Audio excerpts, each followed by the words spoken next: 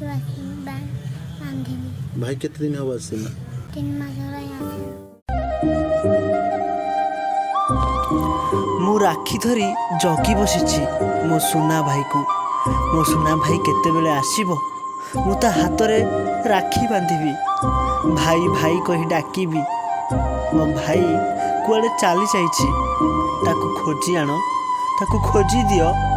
आज पूरा राखी पूर्णिमा, ता हाथ रे मु राखी बांधिबी, मिठा खोई देवी।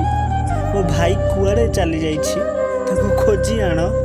मो मार आखिर लुह भी सुखुनी। से सबुबले मो भाई को झुरुछि, सबुबले कांदुछि। मु भी ता कांद को देखिकी सही पारुनी।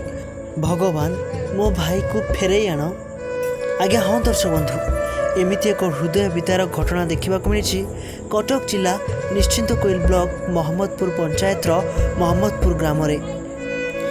एही ग्रामर रवींद्र दासंक बड़ पुओ शुभम गत 24/5/23 तारिख रे ग्रामर नदीबंध पाखर कुआड़े निखोज जाइछि। एने रवींद्र थाना रे एतला मध्य देइथिले, किंतु आज पर्यंत 11 वर्षीय पुओ शुभम फेरिला नाही।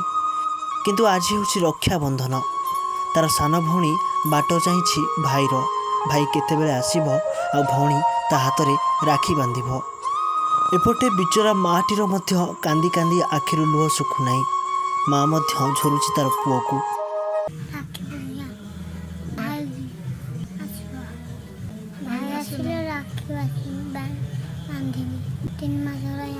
भाई कथा मन पड़ुछि।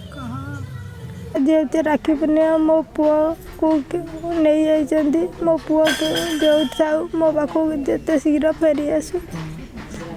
मो झी अपेक्षा करछि भाई आले राखी बांधिबा। बहुत दुख लागुछि।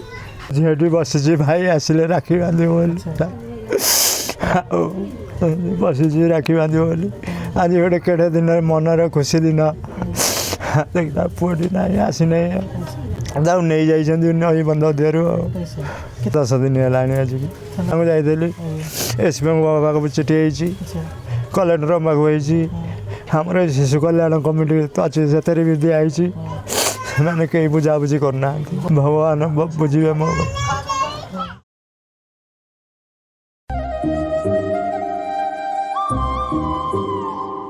Bureau report live express Odisha.